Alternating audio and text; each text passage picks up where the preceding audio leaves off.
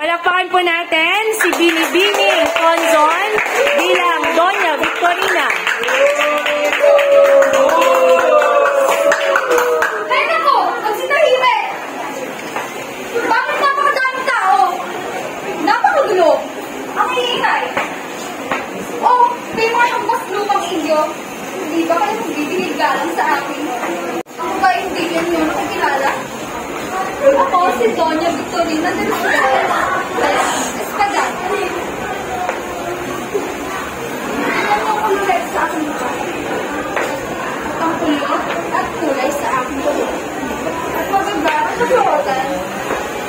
At mahaba na tila na para lamang sa isang mestizo. At kaya ngayong mga kaslupang inyo na siniting ng Aita, dapat na kayo magbigay galang sa akin. At naalala ko pa nung bata ako.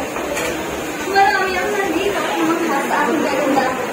Ngunit, itinapit sila. Dahil, bakit naman ako magpapasakal? Magpapakasal sa isang ito. Maliit pa lamang ako ay ang pinanas sa isang kanilang ako magpapakasal. At ito ang trivia ko. Si Don Tiburcio de Espada.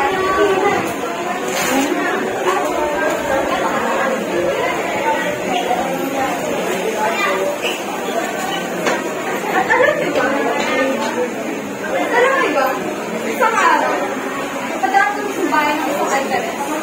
At nagkataong nandun si Donna ko sa kanya. Abay, sumimangot at tumulaga naman sa harapan ko. Napakawalang moso! Kayo mo! Si Barbaridad! Akala niya naman niya kung sino siya para gawin sa harapan ko. Si pwede! Ako lang ang may tunay na dubong sa kanila.